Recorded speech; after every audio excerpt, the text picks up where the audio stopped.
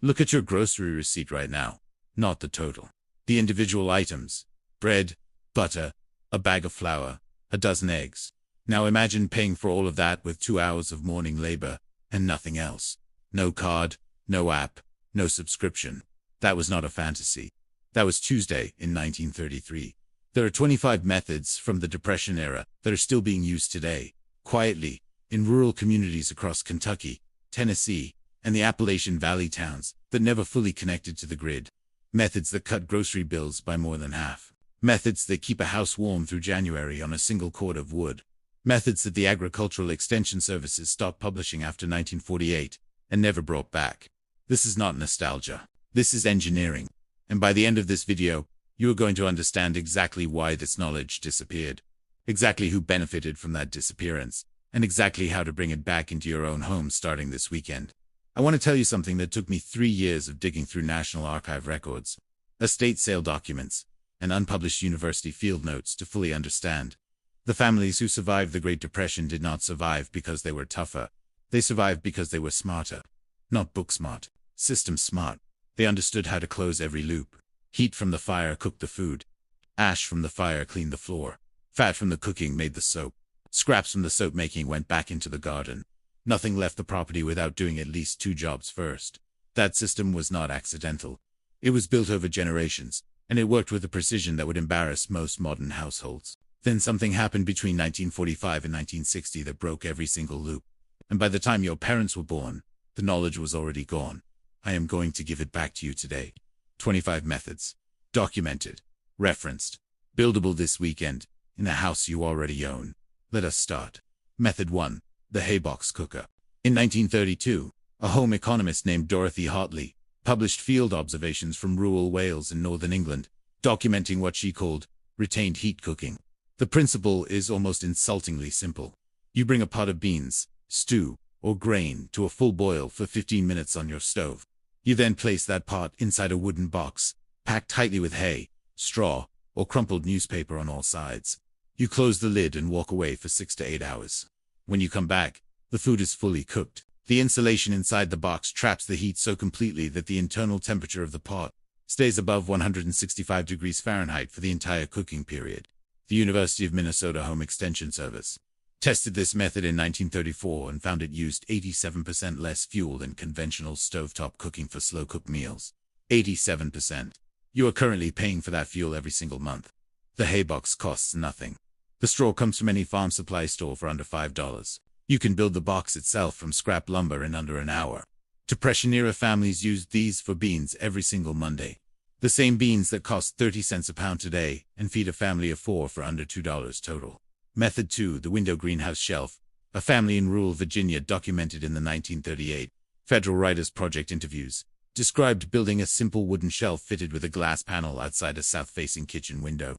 What they had built, without naming it, was a passive solar seedling propagator. The shelf extended about 14 inches out from the house wall. A piece of salvaged window glass sloped at 30 degrees sat on top. From February through April, that shelf was 10 to 20 degrees warmer than the outside air every single afternoon. They started tomatoes, peppers, squash, and cucumbers 6 weeks before last frost, at zero additional cost. That 6-week head start extended their growing season by nearly 3 months. At current vegetable prices, that shelf produced approximately $400 worth of transplants per season. The materials in today's money cost under $30. Method 3. The salt crock preservation method before refrigeration. Salt was the most important substance in any farmhouse kitchen, not table salt. Coarse pickling salt used in a specific ratio with water to create what food preservationists called a live brine. A ceramic crock filled with a 5% salt solution and packed with cucumbers, green beans, cabbage, or turnips begins a lactofermentation process within 48 hours. Lactic acid bacteria, already living naturally on the vegetables, consume these sugars and produce an acidic environment that prevents spoilage for months. Rutgers University published a food safety analysis in 2009, confirming that properly brined lacto-fermented vegetables stored at temperatures between 50 and 60 degrees remain microbiologically safe for consumption for up to 14 months. 14 months. No electricity. No canning equipment. No pressure cooker. One crock. Coarse salt. Vegetables from your garden. A family of 4 running 3 crocs through the season could preserve 60 to 80 pounds of vegetables for under $12 total in supplies. Method for the solar water heater made from black pipe in 1936. A plumber named Gerald Mast, working out of a small shop in rural Ohio, began installing what he called sun coils for local farm families. The design was straightforward. Black iron pipe coiled in a flat wooden frame, painted black on the interior, covered with salvaged glass, angled south at about 40 degrees. Cold water entered the bottom of the coil. Solar energy heated the water as it rose. Hot water exited the top directly into a holding tank above the device. On a clear summer day, that coil delivered water at between 110 and 130 degrees Fahrenheit. The National Renewable Energy Laboratory confirmed in a 2004 historical efficiency review that passive thermosiphon solar water heaters of this basic design can provide 60 to 80% of a typical household's hot water needs during spring, summer, and fall months. Your water heater currently runs approximately 18% of your total home energy bill. This device eliminates most of it for 3 seasons. Method 5. The reflector oven. Sarah Milner of Harlan County, Kentucky described this in a 1939 oral history recorded by the Library of Congress. A simple tin box open on one side, set facing a wood fire or a single gas burner, with the interior painted or polished to reflect heat back toward the food. The reflective interior concentrated radiant heat from the fire directly onto the baking chamber. A standard wood fire running at about 400 degrees produced a baking environment inside the tin of roughly 325 degrees. Mrs. Milner described baking full loaves of bread, pies, and corn cake in 30 to 40 minutes, using a fire that used 1/3 the wood of a conventional oven. Modern replication of this design by the Appropriate Technology nonprofit Frugal Research Center in Oregon confirmed the original efficiency claims in a 2006 study. You can build a functional reflector oven from a sheet of flashing aluminum, available at any hardware store for under $8. Method 6. The newspaper insulation wall. This one surprises people every time. In rural Minnesota and the Dakotas, during the 1930s, families with thin-walled farmhouses stuffed a gap between their interior plaster and their exterior siding with crumpled newspaper. Not as a joke, as intentional insulation. The University of Illinois Building Research Council measured the thermal performance of newspaper-insulated wall cavities in a 1941 study and found that a 4-inch cavity packed with crumpled newspaper provided an error value of approximately R37. That is comparable to low-density fiberglass bat. For families with zero budget for renovation, that crumpled newspaper came from the same stack they used to start the morning fire. 1 stack, 2 jobs. Method 7. The evaporative pantry cooler. Before the mechanical refrigerator reached rural America, farmhouses in Texas, Oklahoma, and the southwestern states used a principle that engineers today call evaporative cooling. A wooden frame box with sides made from burlap stretched over a frame. The burlap was kept wet. As water evaporated from the burlap, it pulled heat from the interior of the box. In 1937, Texas Agricultural Extension Service Bulletin documented evaporative pantry coolers maintaining interior temperatures of 50 to 55 degrees Fahrenheit when outdoor temperatures were 98 degrees. That is nearly a 50-degree differential using nothing but water and air movement. For a farmhouse without electricity in a hot, dry climate, this box was the difference between butter that kept and butter that spoiled, between eggs that lasted a week and eggs that lasted a day. Method 8. The rendered tallow candle. Every family that butchered their own animals produced a byproduct that modern households literally throw away.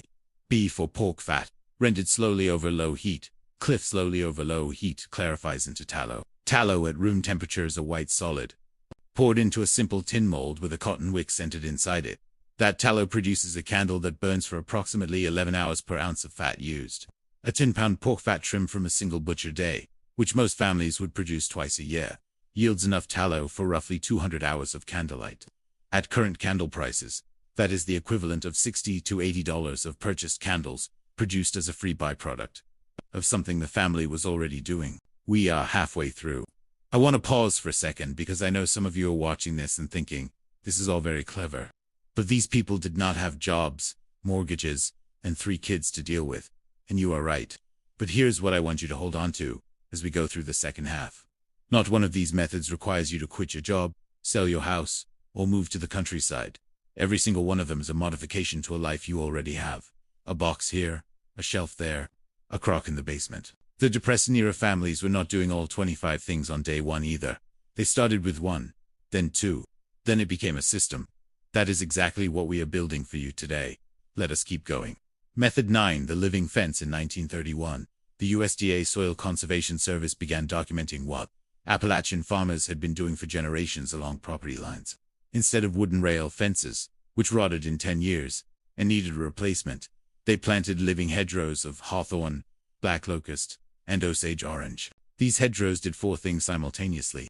They marked property lines, they stopped livestock, they blocked winter wind, reducing heat loss on the windward side of farmhouses by up to 22%, according to a 1936 Kansas State Agricultural College wind study. And they produced edible fruit, building material, and wildlife habitat year after year at zero ongoing cost. A single row of properly planted and maintained Osage orange along the north and west sides of your property today reduces your winter heating bills measurably every single year in perpetuity. The trees cost under $2 each as bare root seedlings. Method 10. The cistern rain collection system. Before municipal water reached rural America, most farmhouses collected rainwater from their roofs through a gutter system into an underground cistern. The cistern was not a hole in the ground. A properly built cistern from the 1920s was a plastered brick or stone chamber, typically 8 feet deep and 6 feet in diameter, capable of holding approximately 1,700 gallons. Positioned below the frost line, that water stayed at approximately 55 degrees year-round. For a family of 4, a properly sized cistern collecting water from a 1,500 square foot roof received on average 37,000 gallons of water per year in most regions of the eastern United States. The Iowa State University Extension Service published cistern construction and water quality guidelines in a 1928 bulletin that was reprinted through 1947 and then discontinued. The physics have not changed. Method 11. The beeswax wood polish. Commercially purchased wood polish today contains petroleum distillates, synthetic fragrance, and propellant gases. In 1934, the wood polish sitting on the shelf in any farmhouse kitchen was made from beeswax. Melted with a small amount of raw linseed oil and a splash of turpentine from the pine trees in the back field, rubbed cold onto any wooden surface and buffed with a cotton rag, it penetrated the grain of the wood, sealed it against moisture, and provided a durable matte finish that lasted for months. A single pound of beeswax, available from any local beekeeper today for under $10, produces approximately 40 applications of wood polish. That same volume of commercial product in comparable applications would cost between $60 and $90. One ingredient, 40 applications. Method 12. The potato sprout seller. Here is something the seed catalogs do not want you to know. You do not need to buy seed potatoes every spring. Any potato that is stored in a dark, cool environment between 38 and 45 degrees through the winter will develop sprouts in late February and early March. Those sprouts are not signs of spoilage. They are the plant telling you it is ready to grow. A Depression-era farm family selected their best undamaged potatoes each fall, set them aside in a specific corner of the root cellar, and planted those same potatoes the following spring, year after year, free seed, from their own harvest. The North Dakota Agricultural Extension published a guide to seed potato selection and storage in 1936 that documented families maintaining the same productive variety for over 20 consecutive seasons without purchasing a single seed potato from a commercial source. Method 13. The outdoor kitchen for summer cooking. In 1932, a home economist working for the Tennessee Valley Authority surveyed 400 rural households and documented a practice that had existed across the American South for 200 years. A simple covered outdoor cooking area with a clay or stone wood fire stove, positioned downwind from the main house, used exclusively from April through September. The purpose was not primitive, it was precise. Every BTU of heat produced by summer cooking stayed outside. The main house interior temperature in homes with outdoor summer kitchens averaged 11 degrees cooler on summer afternoons than comparable homes without them. Today, that 11-degree difference represents the difference between running a central air conditioning system or not. A simple, covered outdoor cooking structure with a small wood-burning camp stove can be built for under $150 using pressure-treated lumber and a metal roof panel. Method 14. The drying loft above the kitchen. In most 1930s farmhouses, you would find a simple wooden platform suspended near the ceiling. Hot air from cooking and heating naturally rose and collected there. That loft was used to dry herbs, apple slices, pumpkin strips, venison jerky, corn, and bean pods that would otherwise require active heat to preserve. The ambient temperature in a kitchen loft during winter cooking hours ran between 95 and 115 degrees Fahrenheit, more than enough to draw moisture from thin-sliced food to a level where microbial spillage became impossible. No dehydrator, no electricity. Heat, You were already producing for other reasons. A Kansas State Home Economics Bulletin from 1938 documented kitchen loft drying as the single most fuel-efficient food preservation method available to a farm household. Method 15. The oil lamp refinery here is one almost nobody talks about. Kerosene oil lamps were the primary light source in rural American homes through the 1940s. Kerosene was purchased by the gallon at the general store. But families who kept hogs, chickens, or dairy cattle also produced lard, tallow, and surplus butter, a specific grade of rendered and clarified animal fat, strained twice through fine cloth and mixed with a small amount of turpentine or pine pitch, burned cleanly in a standard oil lamp wick, not as brightly as kerosene, but adequately, and for free.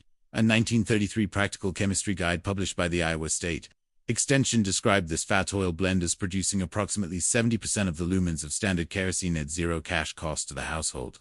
Method 16. The stone jar butter keeper, a ceramic crock filled with cold water and a pinch of salt, refreshed daily, kept fresh butter at a stable temperature between 55 and 62 degrees. Butter kept this way remains firm, fresh, and mold-free for up to 3 weeks without refrigeration. The science is straightforward. Water buffers temperature fluctuation. Salt creates a mildly hostile environment for bacteria. The ceramic walls maintain cool temperatures through thermal mass. A food science study published by the University of Guelph in Ontario in 2012 confirmed traditional water crock butter storage as bacteriologically safe for up to 18 days when the water is changed every 24 to 48 hours. No refrigerator needed. 1 ceramic crock. Water from the tap. Method 17. The wax-sealed egg storage. A freshly laid egg from a backyard or farm hen is coated naturally with a protein layer called the bloom. That bloom seals the porous eggshell against bacterial penetration. Factory-washed commercial eggs have their blooms stripped in the cleaning process, which is why they must be refrigerated. Unwashed eggs with the bloom intact can be stored at room temperature for up to 3 weeks, without any quality loss. But Depression-era families went further. A thin coat of rendered beeswax or mineral oil brushed onto the surface of each egg sealed the shell completely. The Missouri State Agricultural Experiment Station tested wax-sealed egg storage in 1934 and documented edible quality in sealed eggs stored at 55 degrees for up to 7 months. 7 months from your backyard chickens, without a single day of refrigeration. Method 18. The outdoor root mound. Not every family had space or resources to build a full root cellar. What they used instead was called a pit clamp, or a root mound. You dig a conical pit about 2 feet deep and 2 feet wide in a well-drained area. You line the bottom and sides with clean straw. You stack your root vegetables inside in a cone shape. You cover the entire mound with more straw. Then you cover the straw with about 8 inches of packed earth, leaving a small straw chimney vent at the very top for airflow. The earth insulates. The straw regulates humidity. The vent prevents condensation buildup. A 1929 USDA Home Preservation Bulletin documented pit-clamped root vegetables, maintaining quality through February in growing zones as cold as Zone 4. You can build one of these in 2 hours using a shovel and a bale of straw. Method 19. The hand-cranked grain mill between 1929 and 1939. The purchase of commercial flour by rural households dropped by over 60%. It did not drop because families stopped baking. It dropped because they stopped buying flour and started milling their own grain. A basic hand-cranked stone burr grain mill, the kind documented in virtually every farm equipment catalog from 1880 through 1945, grinds dried corn, wheat berries, oats or dried beans, into flour or meal in under 10 minutes per pound. Whole wheat berries purchased in 25-pound sacks costs approximately 40 cents per pound today. That same wheat, milled into whole wheat flour, would retail as bagged flour for approximately $4 per pound in specialty stores. The meal pays for itself in under a season, and the flour it produces is fresher, more nutritious, and more flavorful than anything sitting on a commercial shelf. Method 20. The vinegar jug raw apple cider vinegar, produced from the second pressing of apple mash, through a slow fermentation and aging process, was a staple of every Depression-era pantry, not as a condiment, as a medicine cabinet. A 1931 farm health guide published by the Virginia Cooperative Extension documented raw apple cider vinegar uses across documented rural households, including preservation brine, livestock health supplement, wound rinse, scalp treatment, fabric rinse for stiffening and brightening, and household surface cleaner. 1 jug, 12 functions. A family that pressed their own apples in October and maintained a 3-gallon vinegar crock produced all 12 of those functions free from fruit that would otherwise go to waste on the ground. Method 21. The coldest corner pantry before refrigerators. The most valuable room in a farmhouse was not the kitchen. It was the northeast corner pantry. positioned deliberately on the coldest wall of the house, typically in the northeast corner where winter winds hit hardest and solar gain was lowest. This small room maintained the lowest ambient temperature in the entire structure. A 1930 home construction guide from the University of Wisconsin Extension recommended northeast corner pantry placement specifically for its passive cooling value and provided design specifications including a small exterior vent near floor level that pulled cold outside air across stone or brick pantry shelving. With that vent properly installed and managed, a northeast corner pantry in Wisconsin or Minnesota maintained temperatures between 35 and 48 degrees from November through March. No mechanical cooling, just deliberate placement and airflow management. Method 22. The wicking seed starter. Starting seeds in late winter requires consistent soil moisture. Commercial seed starting systems use electric heat mats and automatic misting setups. In 1935, a seed starting system documented in a Michigan Farm Bureau newsletter used a wooden flat set on top of a shallow tin tray filled with an inch of water. A strip of cotton fabric cut from an old shirt was tucked up through the drainage holes in the bottom of the flat and down into the water tray below. The fabric wick drew water upward continuously through capillary action, keeping the soil in the flat at consistent moisture without any human intervention. Seeds germinated in this setup showed no significant difference in germination rate or seedling quality from commercially misted operations, according to a 1997 replication study by the Rodale Institute. A strip of old cotton, a tin tray, water from the tap. Your seedlings do not need an app. Method 23. The stone fruit, leather plums, apples, pears, and berries that were too ripe to store whole and too abundant to eat fresh were processed into fruit leather in every Depression-era farmhouse kitchen. The process requires no equipment and no sugar. You cook the fruit to a soft pulp. You spread it thinly onto a clean wooden board or cloth-covered frame. You set it in the sun or near a heat source for 2 to 3 days until it forms a flexible dried sheet. That fruit leather, stored wrapped in wax paper in a dry location, maintains nutritional quality and flavor for 6 to 12 months.